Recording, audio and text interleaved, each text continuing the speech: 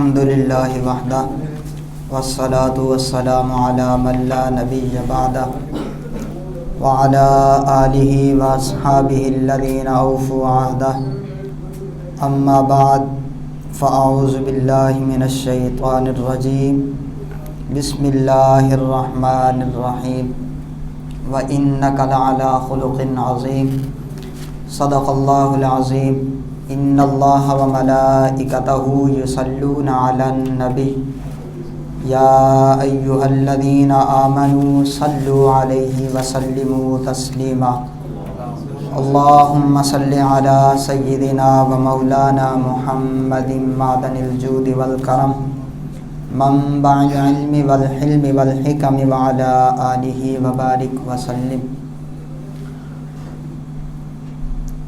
آج کی ہماری تیسری نشست 10 روزہ سیرت خاتم النبیین صلی اللہ علیہ وسلم کی، جس کا موضوع حضور علیہ الصلاۃ والسلام کے اخلاق کریمانہ اور ہماری ذمہ داریاں۔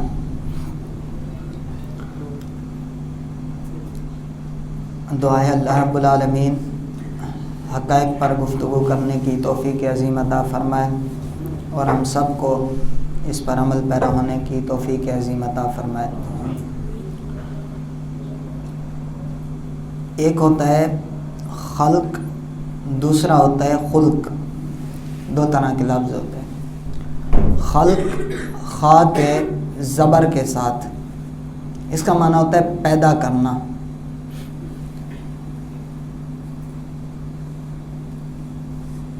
اور خلق خا کی پیش کے ساتھ، اس کا معنی ہوتا ہے انسان کی وہ جبلی اور طبعی صفات جن کا ادراک بصیرت سے کیا جاتا ہے۔ اللہ نے خلق کہا حضور کے اخلاق کو، پھر اس کے ساتھ ایک دوسرا لفظ فرمایا عظیم۔ اب دیکھیں انسان کی فطرت ہے، وہ عظیم کام کو کرتا ہے تو عظیم کہلاتا ہے، یہ اصول ہے نا، ضابطہ ہے۔ بھئی مجھے اور آپ کو اگر اپنے اخلاق سنوارنے ہیں، بہتر بنانے ہیں، تو اپنے اخلاق کو عظیم سے عظیم تر بنانا پڑے گا۔ اپنی گفتگو کے اندر نرمی لانی پڑے گی، اپنے بڑوں کا احترام کرنا پڑے گا، اپنی گفتگو کے اندر اپنے لہجے کو نرم رکھنا پڑے گا، سامنے والے کی آواز سے ہماری آواز بلند نہ ہو۔ اگر ہم نیک کہلوانا چاہتے ہیں تو ہم محتاج ہیں کہ نیکی کریں۔ جب تک نیکی نہیں کریں گے ہم نیک نہیں کہلائیں گے، جب تک ہم اچھا کام نہیں کریں گے تب تک ہم اچھے نہیں کہلائیں گے۔ گویا کائنات کا ضابطہ یہ ہے کہ اگر آپ اچھا بننا چاہتے ہیں، اچھے اخلاق کا پیکر بننا چاہتے ہیں، تو پھر لازم ہے کہ آپ کے اخلاق بھی اچھے ہوں، پھر لازم ہے کہ آپ کے افعال بھی اچھے ہوں، پھر لازم ہے کہ آپ کے اندر احترام کی صلاحیت بھی موجود ہو، آپ کے اندر ادب کا پہلو بھی موجود ہو۔ اگر آپ نیک بننا چاہتے ہیں تو پھر لازم ہے کہ آپ نیکی کرنے کے خواہش مند بھی ہوں، نیکی کرنے کا جذبہ بھی رکھتے ہوں۔ اب یہ ایک میں نے تمہید بتا دیا آپ کو، ہم نیک بننے کے لیے محتاج کس کے ہیں؟ نیکی کے۔ ہم اپنے اخلاق کو عظیم یا عظیم تر بنانے میں محتاج کس کے ہیں؟ اچھے اخلاق کے۔ لیکن اللہ نے جو قرآن میں کہا نا، یہ ضابطہ بدل گیا، اس میں ضابطہ اللہ نے بدل دیا، کہا یہ عام لوگوں کے لیے قانون اور ضابطہ ہے کہ وہ محتاج ہیں اخلاق کو سنوارنے میں اچھے اخلاق کے۔ جب بات مصطفیٰ کی آئے گی تو پھر ضابطہ بدل جائے گا۔ مصطفیٰ کے اخلاق کے ساتھ ضابطہ یہ ہے جس خلق کو، جس اخلاق کو مصطفیٰ اپنا لیں وہ عظیم ہونے میں محتاج ہے مصطفیٰ کے فعل کا۔ اخلاق اپنے عظیم ہونے میں محتاج ہے مصطفیٰ کریم علیہ تحیت و تسلیم کا، اور ہم اخلاق کو عظیم بنانے میں محتاج ہیں عظیم اخلاق کے۔ فرق سمجھ آ گیا؟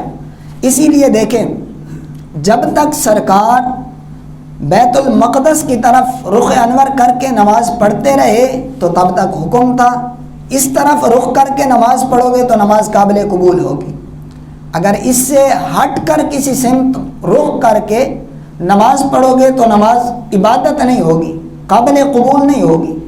اور جب سرکار نے بیت اللہ کی طرف اپنا رخ انور موڑ لیا، اپنا رخ انور فرما لیا، اب وہ ضابطہ بدل گیا۔ اب بیت المقدس کی طرف کوئی رخ کر کے نماز پڑھے گا تو اب نماز عبادت نہیں ہے۔ اب نماز عبادت تب بنے گی جب ہم نماز میں بھی مصطفیٰ کی اتباع کریں۔ گویا مصطفیٰ جس طرف رخ کر کے نماز پڑھیں اسی طرف رخ کر کے نماز پڑھنا یہ انسانوں کے لیے لازم ہے۔ سرکار جس کام کو کریں وہ کام محتاج ہوتا ہے اچھا کہلوانے میں سرکار کا۔ جیسے حضور علیہ الصلاۃ والسلام نے اپنے اصحاب رسول صلی اللہ علیہ وسلم کے درمیان کم و بیش 23 برس گزارے اعلان نبوت کے بعد۔ اب ان 23 برس میں سرکار کو اور سرکار کے صحابہ کو کفار کی طرف سے، مشرکین کی طرف سے کتنی اذیتیں دی گئی، کتنی تکلیفیں دی گئی، لیکن سرکار نے ان کا بدلہ نہیں لیا، ان پر ظلم نہیں کیا ظلم کے بدلے میں، بلکہ سرکار نے کیا فرمایا؟ ہر موقع پر ہر شخص کو معاف فرما دیا۔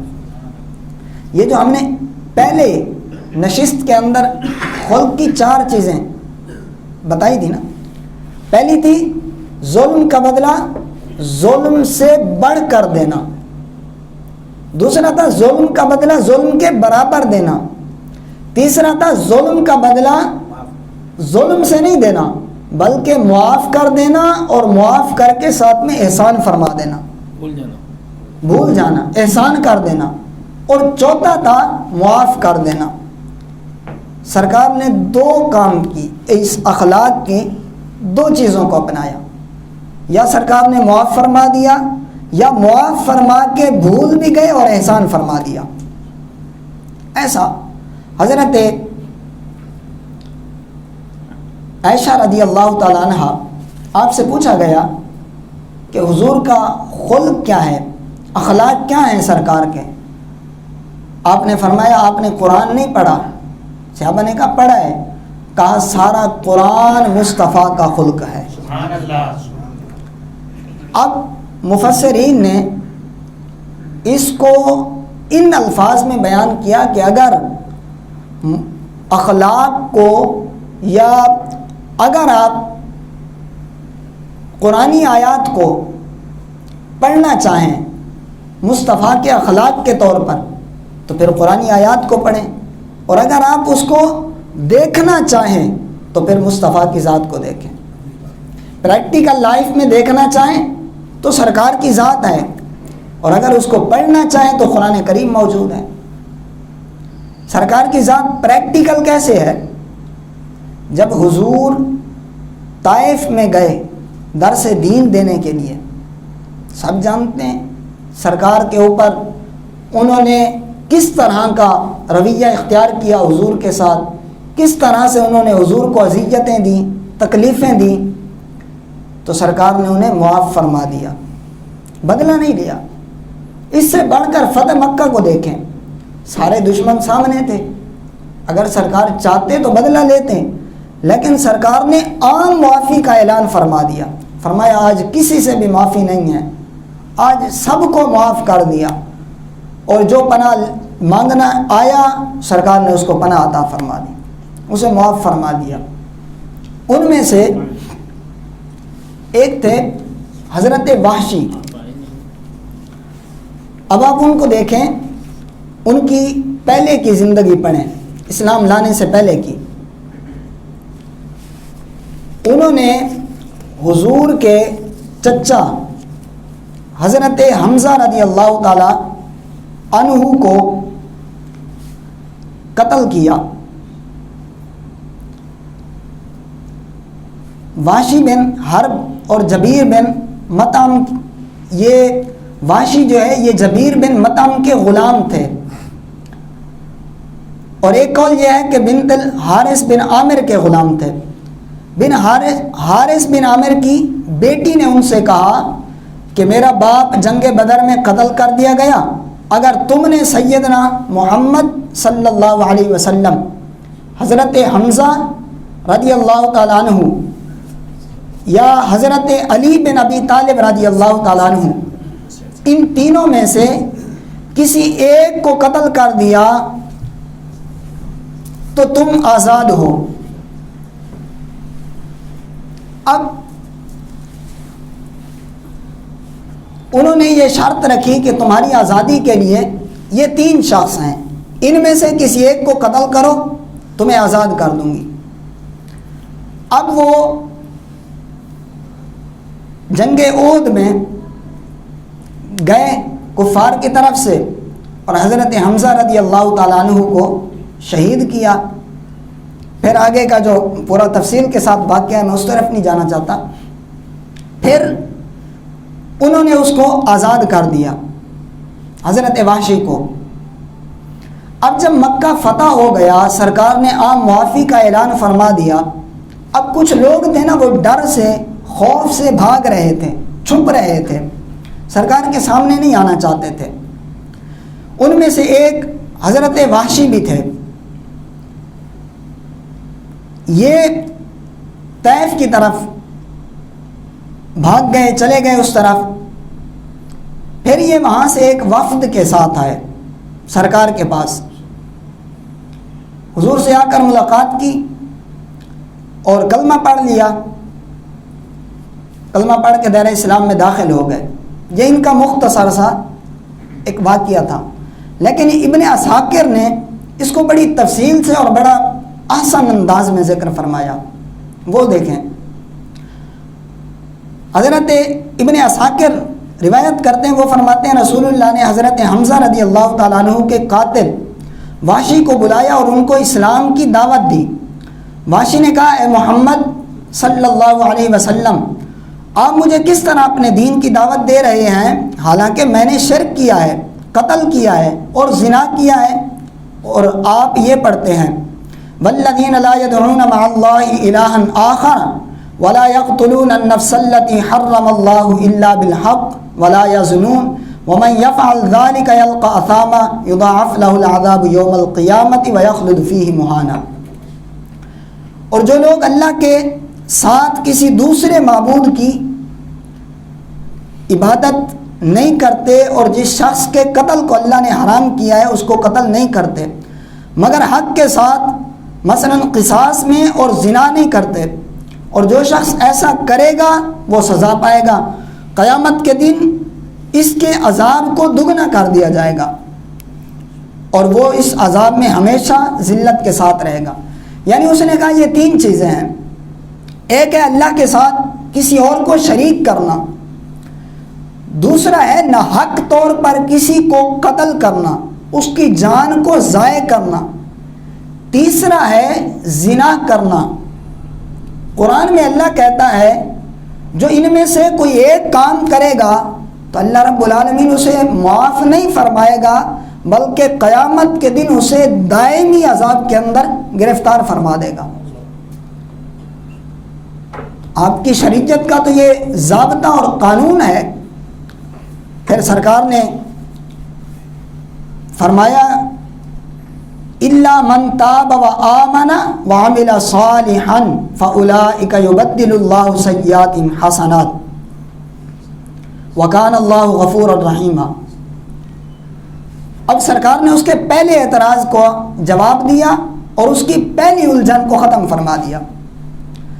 فرمایا جو لوگ لیکن جو موت سے پہلے توبہ کر لے، وعمل صالحا، اور نیک اعمال کرے فَأُولَٰئِكَ يُبَدِّلُ اللَّهُ سَيِّئَاتِهِمْ حَسَنَاتٍ، بس اللہ تعالیٰ انہیں بدلہ دیتا ہے یا ان کی برائیوں کو نیکیوں سے بدل دیتا ہے۔ وَكَانَ اللَّهُ غَفُورًا رَحِيمًا، اور اللہ رب العالمین کی تو صفت ہے کہ وہ معاف فرمانے والا ہے، وہ رحم فرمانے والا ہے۔ اس کے ایک اعتراض کا اس کو جواب مل گیا۔ اب اس نے دوسرا اعتراض کیا، اس نے کہا یہ بہت سخت شرط ہے، کیونکہ اس میں ایمان لانے سے پہلے کے گناہوں کا ذکر ہے۔ ہو سکتا ہے مجھ سے ایمان لانے کے بعد گناہ ہو جائیں تو پھر ایمان لانے کے بعد اگر میری بخشش نہ ہو تو میرے ایمان لانے کا فائدہ ہی نہیں ہے۔ یعنی اس میں تو یہ ہے کہ جس نے قبل از اسلام دائرہ اسلام میں داخل ہونے سے پہلے گناہ کیے، اللہ نے اس کے تمام گناہوں کو معاف فرما دیا، لیکن اس میں فیوچر کا ذکر تو نہیں ہے، مستقبل کا ذکر تو نہیں ہے۔ اگر میں دائرہ اسلام میں داخل ہو جاؤں اور داخل ہونے کے بعد مجھ سے کوئی گناہ ہو جائے تو اس کی تو کوئی اس میں بشارت نہیں ہے کہ اللہ رب العالمین مجھے معاف فرمائے گا۔ سرکار نے اس کے دوسرے اعتراض کا اس کو جواب دیا، فرمایا ان اللہ لا یغفر ان یشرک بہ ویغفر ما دون ذلک لمن یشاء، بے شک اللہ تعالی نہیں معاف فرماتا شرک کرنے والے کو، وَيَغْفِرُ مَا دُونَ ذَلِكَ لِمَنْ يَشَاءُ، اور شرک کے علاوہ کوئی بھی گناہ ہو اگر اس کی سانسوں کا تعلق اس کے جسم سے جدا ہونے سے پہلے وہ دربار خدا میں جھک جائے، صدقے دل سے توبۃ نصوحا کر لے، پکی اور سچی توبہ کر لے، اللہ رب العالمین اس کے گناہوں کو معاف فرما دیتا ہے۔ اب اس کے دوسرے اعتراض کا بھی اس کو جواب مل گیا۔ اب اس نے تیسرا اعتراض کیا، اچھا وہ بڑا نا سمجھدار تھا، وہ پوری ایک ڈگری لینا چاہتا تھا، ایک سند لینا چاہتا تھا کہ کہیں ایسا نہ ہو میں اسلام میں داخل تو ہو جاؤں اور بعد کے معاملات جو ہیں وہ دوسری طرح کے ہوں، تو وہ ایک اطمینان چاہتا تھا، ہر طرح کی الجھن سے دور ہونا چاہتا تھا۔ اور میرے آقا تو وہ ذات ہے نا کہ اس آپ کے پاس جو بھی آئے نا، جو پریشانی لے کر آئے، میرے سرکار کے در سے وہ اٹھتا ہی نہیں ہے تب تک جب اس کی الجھنوں کا حل نہ سرکار بتا دیں۔ دربار رسالت کا عالم تو یہ ہے۔ اب اس نے تیسرا سوال کیا، اس نے کہا اس آیت میں تو مغفرت اللہ کے چاہنے پر موقوف ہے، ہو سکتا ہے اللہ رب العالمین مجھے معاف فرما دے، ہو سکتا ہے نہ معاف فرمائے، کنفرم بات تو نہیں ہے۔ اور اگر اللہ تعالیٰ مجھے معاف نہ فرمائے تو پھر وہی پہلے والی بات کہ میرے ایمان لانے کا فائدہ ہی نہیں ہے۔ سرکار نے آخری جواب دیا اور بات ہی ختم کر دی، کس سے ہی ختم کر دیا۔ سرکار نے فرمایا قل یا عبادی الذین اسرفوا علی انفسہم لا تقنطوا من رحمت اللہ ان اللہ یغفر الذنوب جمیعا انہ هو الغفور الرحیم۔ فرمایا آپ حضور کو اللہ نے فرمایا اے محبوب آپ فرما دیجئے، اے میرے بندوں جو اپنی جانوں پر زیادتیاں کر چکے ہو، لا تقنطوا من رحمت اللہ، اللہ کی رحمت سے مایوس نہیں ہونا۔ جب تک سانسوں کا تعلق برقرار ہے نا، شرک کے علاوہ کوئی بھی گناہ ہو جائے جھکنے کی عادت بنا لو، رحمت سے مایوس نہیں ہونا، رب تمہارے گناہوں کو معاف فرماتا رہے گا۔ فرمایا لا تقنطوا من رحمت اللہ، اللہ کی رحمت سے کیوں مایوس ہوتے ہو؟ اللہ کی رحمت پہ بھروسہ رکھو، بھروسہ کرو رب کی رحمت پر، رب معاف فرمانے والا ہے، رب بخشش دینے والا ہے، وہ گناہوں کو مٹانے والا ہے۔ بلکہ پہلی آیت میں تو فرمایا فَأُولَٰئِكَ يُبَدِّلُ اللَّهُ سَيِّئَاتِهِمْ حَسَنَاتٍ، صرف معاف نہیں فرمانے والا بلکہ ان برائیوں کو نیکیوں میں بدل کے تمہیں اس کا بھی اجر عطا فرمانے والا۔ یہ بشارت دی سرکار نے۔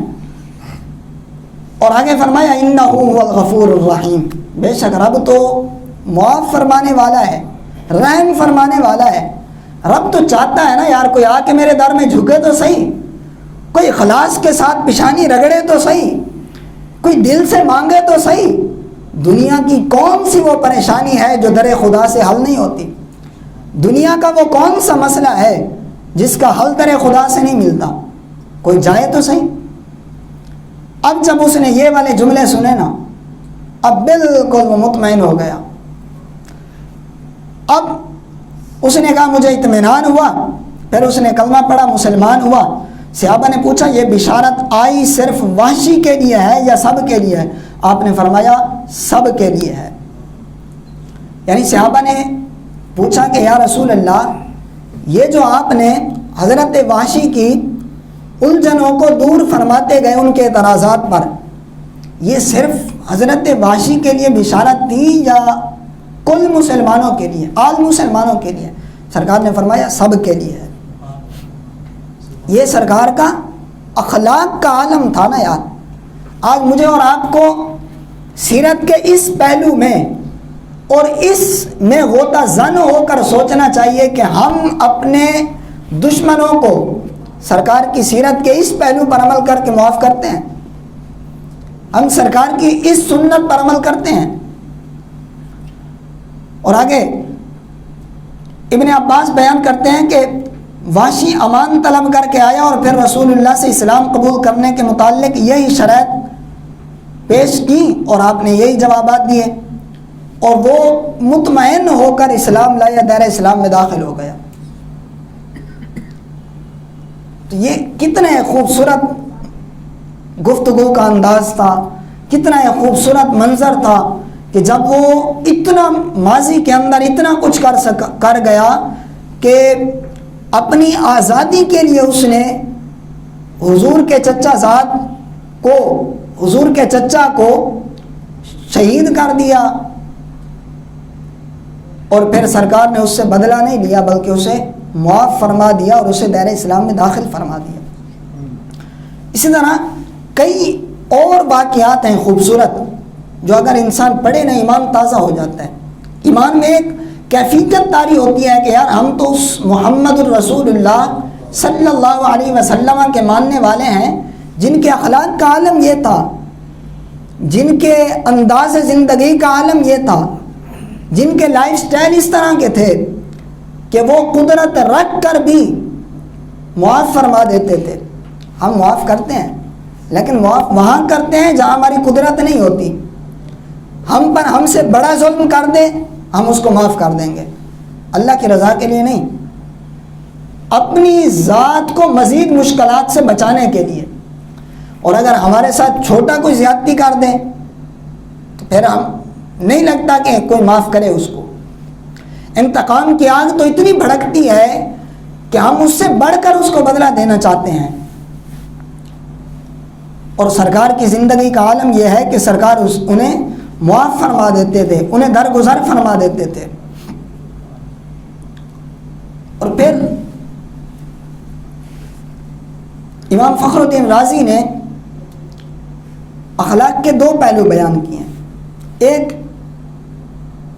علمیہ، دوسرا عملیہ۔ علمیہ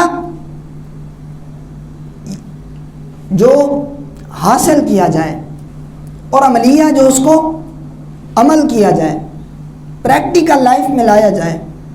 اگر سرکار کی زندگی کو پڑھا جائے تو سرکار دونوں اخلاق کے پہلوؤں پر مہارت رکھتے ہیں۔ اور یہ جو پہلے دن ہم نے بیان کیا تھا سرکار کی گھریلو زندگی کے متعلق، اسی کے ساتھ ایک اٹیچ بات کرنا چاہتا ہوں کہ سرکار اپنے گھر کے اندر جب رہتے تھے نا، حضور کے اخلاق کا عالم یہ تھا، حضور کی ازواج فرماتی ہیں کہ حضور گھر کے کام کاج میں ہمارا ہاتھ بٹاتے تھے۔ سرکار اپنے کپڑے مبارک خود سیا کرتے تھے، اپنے نالائن مبارک خود سیا کرتے تھے۔ ہمارے دو تین رنگ ہوتے ہیں نا، زندگی گزارنے کے دو تین طریقے ہوتے ہیں۔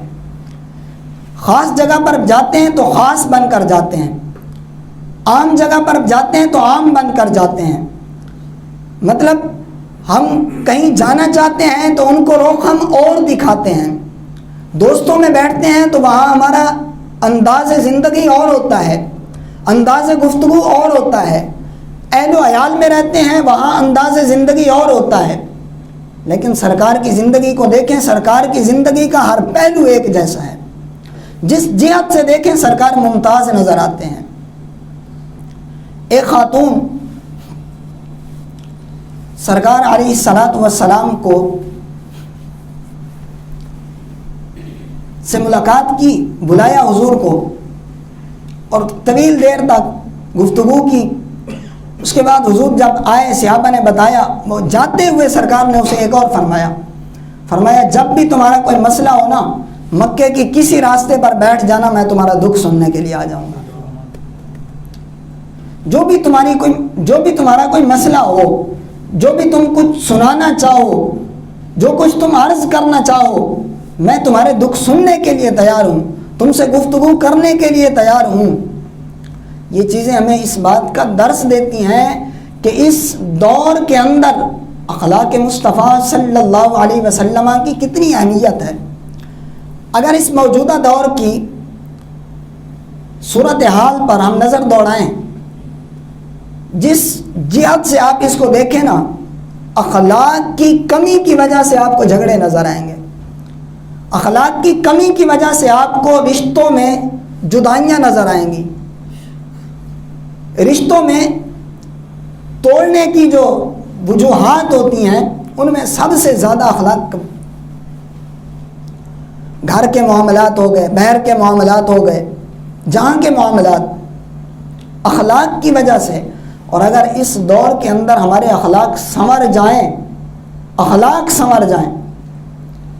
تو پھر حضور علیہ الصلاۃ والسلام کے دور کے اندر جو اللہ کی رحمتوں کا نزول ہوتا تھا وہ آج ہو سکتا ہے، آج ان کی برکتوں سے ہم لطف اندوز ہو سکتے ہیں، لیکن اس کے لیے بھی یہ شرط ہے نا کہ ہم سرکار کے اخلاق کو اپنائیں، سرکار کی زندگی کو پڑھیں، اس پر عمل کریں، اسے پریکٹیکل لائف میں لائیں۔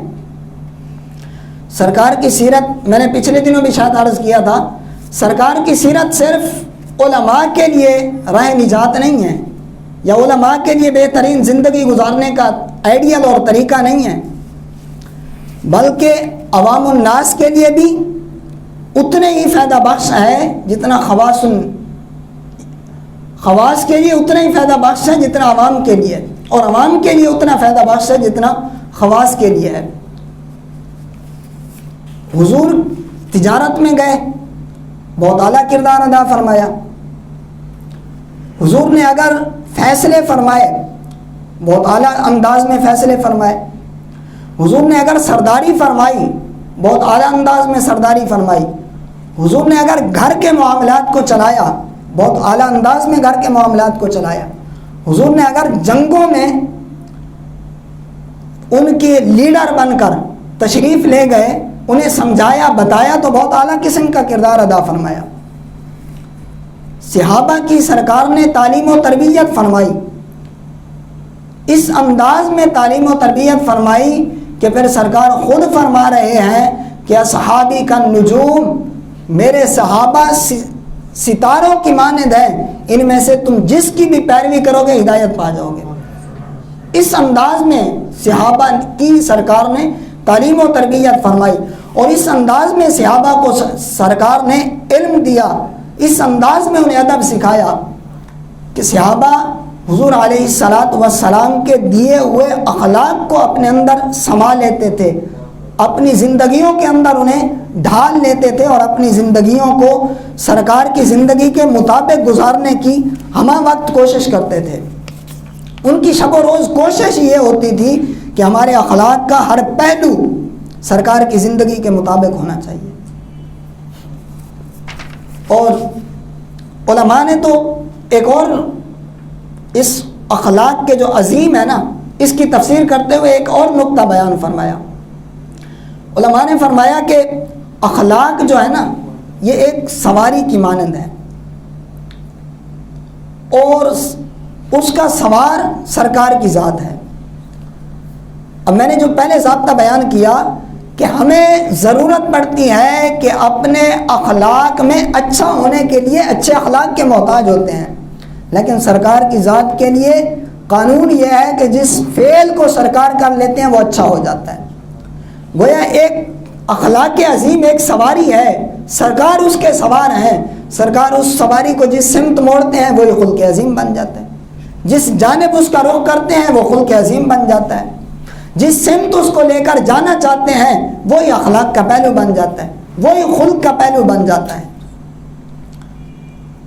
یہ سرکار کی اخلاق کے اعتبار سے اہمیت، اور سرکار نے اخلاق کے اعتبار سے اتنی تاکید فرمایا انما بعثت محاسن الاخلاق یا مکارم الاخلاق، میں اخلاق کی تکمیل کرنے کے لیے بھیجا گیا ہوں، اخلاق کو پورا کرنے کے لیے بھیجا گیا ہوں۔ میری پیدائش اس لیے کی گئی ہے، مجھے دنیا میں بھیجا اس لیے گیا ہے تاکہ میں اخلاق کو پائے تکمیل تک پہنچاؤں، اور سرکار نے کتنی احسن انداز کے اندر اخلاق کو پائے تکمیل تک پہنچایا۔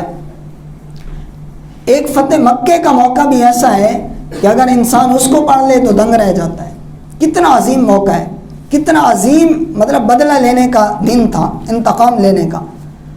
اب بتائیں ماضی کے اندر انہوں نے کیسے کیسے ظلم ڈھائے تھے، کس کس طرح کی صحابہ کو اذیتیں دی تھی، سرکار کو کس طرح کی اذیتیں دی تھی۔ حضرت انس رضی اللہ تعالیٰ عنہ بیان کرتے ہیں، میں سرکار کے ساتھ جا رہا تھا، سرکار نے یمنی چادر پہنی ہوئی تھی، اور ایک دیہاتی شخص نے آ کر اس چادر کو کھینچا، اور کھینچنے کی وجہ سے سرکار کی گردن مبارک پر اس چادر کے نشان پڑ گئے، سرکار نے اس کو معاف فرما دیا۔ اس طرح کے دیگر معاملات دیکھیں، سرکار جب رب کے دربار میں حتیم کعبہ میں سجدے میں سر رکھ کر اللہ کی وحدانیت کا اقرار کر رہے تھے، آپ کے پشت مبارک پر اونٹ کی اوجری رکھی گئی۔ اسی طرح طائف کے بازاروں میں سرکار کے راستے پر کانٹے بچھائے گئے، سرکار کی ذات اقدس پر پتھر پھینکے گئے، لیکن سرکار یہ ساری چیزیں تھیں نا ماضی کے اندر۔ اب فتح مکہ کے اندر یہ سارے مجرم تھے، یہ سارے حضور کے سامنے تھے۔ اب مزہ تو تب آتا ہے نا جب بندہ قدرت بھی رکھے، سامنے والے کا گمان ہی یہ ہو کہ اب مجھے معافی نہیں ملے گی، اب مجھ سے انتقام لیا جائے گا، اب مجھ سے بدلہ لیا جائے گا، اب مجھے میرے کیے کی سزا دی جائے گی، اور سامنے والا اس کو معاف کر دے، پھر سامنے والے کے جذبات کا عالم کیا ہوگا، سامنے والا ان جذبات کا اظہار کس طرح سے کرے گا۔ وہ بھی آپ دیکھیں فتح مکہ کی تاریخ اٹھا کر، جب سرکار نے ان کو معاف فرمایا تو ان میں سے اکثر لوگ اسلام لا کر دائرہ اسلام میں داخل ہو گئے، صرف ایک اخلاق کی جھلک سے۔ جو چیز آپ تلوار سے فتح نہیں کر سکتے، جو جنگ آپ تلوار سے فتح نہیں کر سکتے، وہ جنگ آپ زبان سے فتح کر سکتے ہیں، وہ جنگ آپ اخلاق کے اچھے پراہے میں اپنی بات کو ڈال کر بیان کریں تو سامنے والے کا دل جیت لیا جاتا ہے۔ اور حضرت علی تو فرماتے ہیں کہ یہ جو زبان کے زخم ہوتے ہیں نا، زبان کے زخم یہ کبھی نہیں بھرتے، فرماتے ہیں تیر، نیزے، باقی دیگر اشیاء کے زخم لگ جائے نا، کچھ مدت تک، کچھ وقت تک وہ اذیت دیتے ہیں، تکلیف دیتے ہیں، ان کا اذیت ہوتی ہے، دکھ ہوتا ہے، تکلیف ہوتی ہے، لیکن آہستہ آہستہ وہ زخم ختم ہو جاتے ہیں۔ پھر ایک وقت آتا ہے کہ وہ زخم چلے جاتے ہیں، ان کے نشان مٹ جاتے ہیں، انسان بھی بھول جاتا ہے۔ لیکن زبان سے جو زخم دیے جاتے ہیں نا، زبان سے جو تیر چلائے جاتے ہیں، زبان سے جو وار کیے جاتے ہیں، یہ زخم کبھی نہیں بھرتے، نہ یہ زخم بھرتے ہیں اور نہ ان زخموں کے نشان مٹتے ہیں، یہ زخم برحال جاری رہتے ہیں، یہ زبان کے زخم۔ اور سرکار نے تو حدیث میں فرمایا، سرکار نے فرمایا اگر تم مجھے دو باتوں کی ضمانت دے دو، دو چیزوں کی ضمانت دے دو، میں تمہیں جنت کی ضمانت دیتا ہوں۔ ان میں سے ایک زبان تھی اور دوسری شرمگاہ تھی۔ فرمایا تم مجھے ان دونوں کی ضمانت دے دو، میں تمہیں جنت کی ضمانت دیتا ہوں۔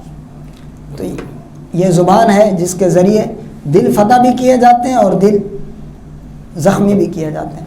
چائے کا وقفہ فرمائیں، اس کے بعد انشاءاللہ دوسری نشست ہو۔